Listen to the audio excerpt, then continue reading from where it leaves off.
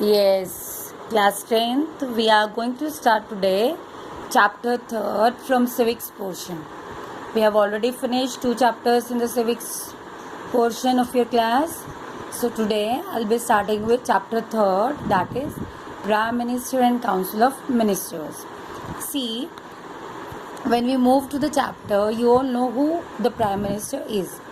The Prime Minister is constitutional head of the country. When I taught you about President of the India, that time I told you President is known as nominal head while Prime Minister is known as functional head. The difference is this, that whatever rules and regulations are made, how government is going to work out, what will be policy of government, all this is decided by Prime Minister of the country. But when things have to be sorted out in relation to the other countries, when things have to be formulated in relation to the other countries, that time President of the country is important. So we just say difference between Prime Minister and President of the country is this, that President of India, he is considered to be the first person of the country, but he is nominal head while Prime Minister of the country is considered to be the functional head. Why he is considered functional head? Because all programs and policies of the government, whatever is to be done in the country, that decisions are taken by the Prime Minister of the nation. Now, what is the term or what is the importance of Prime Minister in relation to other ministers in the cabinet? See, the term for election of Prime Minister is 5 years. Prime Minister is elected by general election and the election is direct election by the people. And here only I must tell you, Council of Ministers is very important for selecting or for electing a Prime Minister, because usually Council of Ministers only give this suggestion to President of the country that we want this person as the leader of our party, as the leader of the majority party who had won the election after general election, and that particular person who is leader of the commanding party, who is leader of the ruling party, automatically is elected as Prime Minister, and oath of the office to Prime Minister is given by President of the nation. Okay, now you come to the next part, appointment. How is appointment of Prime Minister done? See, you can see the Prime Minister is appointed by President, that is very true, but he is appointed doesn't mean that it is according to choice of President of the country. I must tell you, Prime Minister is that person who gets majority votes. Majority votes means who gets he is a person who gets approval of more people in that party who had won the general election. He is leader of that party who had won the general election. His name is or her name is nominated.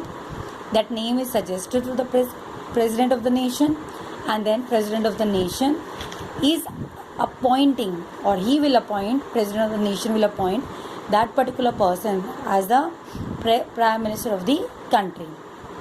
One more thing we have to keep here in mind, sometimes it also happens that there is not even a single party which gets the majority.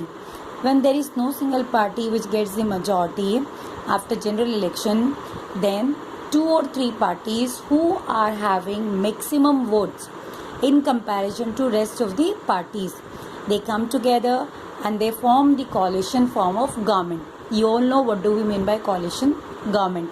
I have already told you about this in lesson number 2. Still I am once again repeating it. What do you mean by coalition government?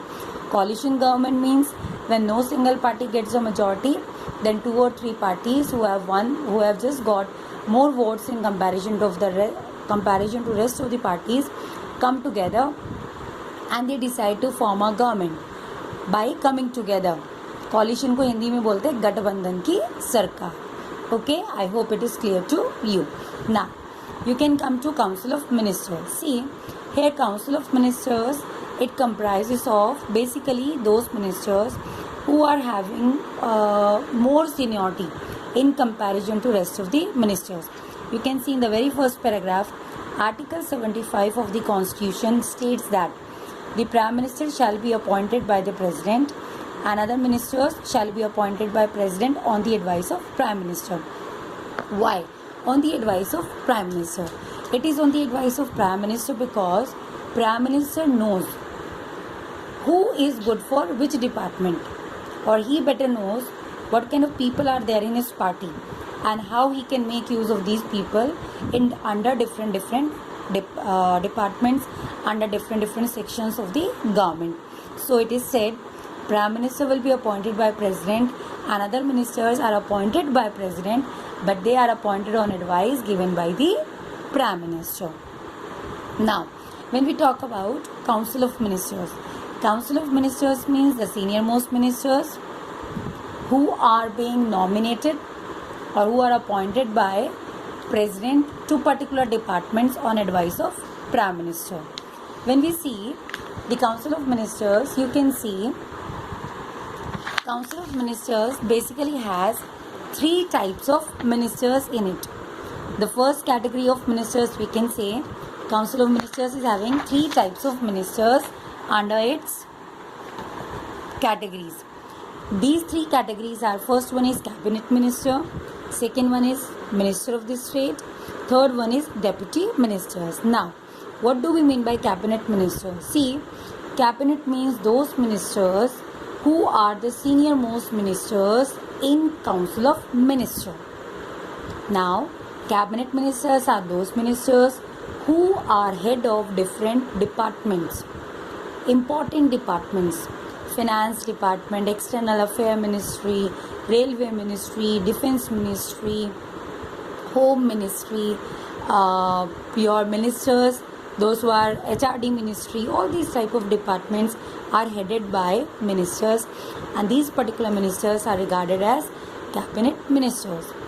One thing. Second thing is this: whenever a meeting will be called out by Prime Minister, if he want to discuss something to President of India, no other ministers will be called, but only Cabinet Ministers are allowed to attend these kind of meetings. Okay, then third thing, this Cabinet Ministers, as they are in charge of different ministries, they are in turn responsible for that particular department. As I told you, Cabinet Ministers are in charge of different ministries. I must make it very clear to you, they are in charge of different ministries, and therefore they are responsible, completely responsible for that particular ministry. If in case some allegations come, something is illegally done under their ministry, the mistake is not going to be of somebody else, but that particular minister will be responsible for that particular department, for that particular ministry to which he or she is appointed. Then second category of ministers is Ministers of State. This Minister of State is second category of the ministers. They are actually, most of the time, they are independent.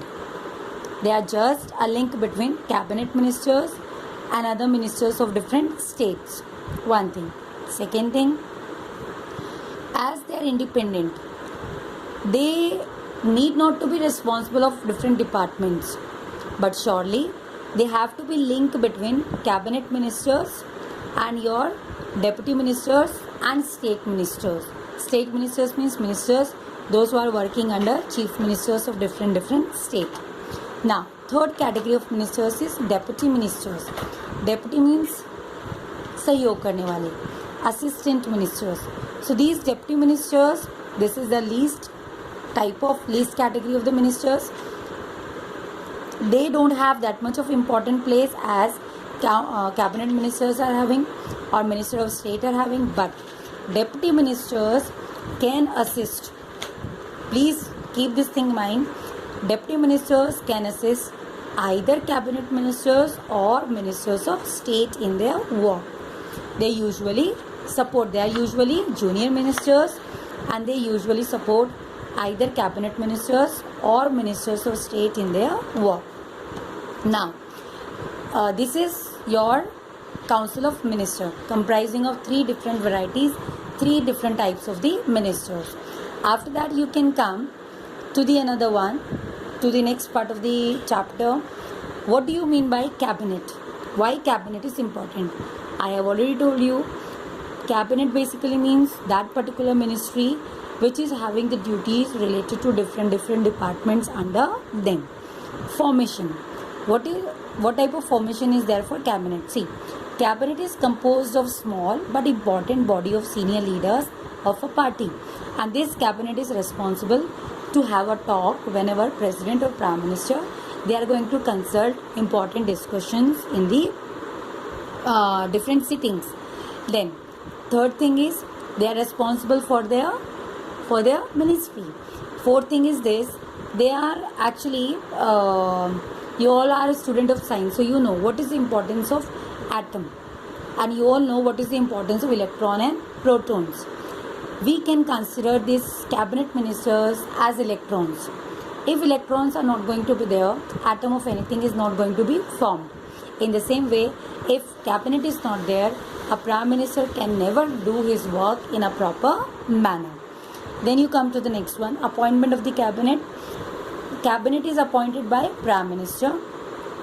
His advice is given to president, and president appoints these ministers to different departments on advice of prime minister. Then you can come to next part. This is term of office. Usually term of office for everyone is 5 years only, but there are certain chances, there are certain timings when this term of office can be reduced or it can be increased. See, I would like to tell you here one thing very clearly. You have read about no confidence motion, and no confidence motion straight away means if a vote of no confidence is passed against Prime Minister of India, then whole ministry has to resign. So this thing is very important here. If, for example, no confidence vote is passed against Prime Minister of the country, automatically whole cabinet, including cabinet ministers and rest other ministers, they will give their resignation without uttering a single word. Second thing, Council of Ministers are collectively responsible to Lok Sabha. Why they are collectively responsible? I have already told you. If no confidence vote is passed, nothing can be done. No minister can be there in the office. But in order to save this kind of situation, a particular minister can resign from his or her department. Then in this way, if they will resign from their own departments, in this way, they can save their departments, they can save their governance. Then third point under this category is, before a minister enters upon his office, the president administers him oath of office and secrecy. What do you mean by oath of office and secrecy? Oath of office means to whichever department I am belonging to, I am going to be 100% loyal to that department. I will uphold sovereignty and integrity of that particular department. I am going to faithfully do the work, the duties which will be assigned to me from time to time. Fourth thing, he also promises he will not disclose anything related to his department to anyone under any circumstances.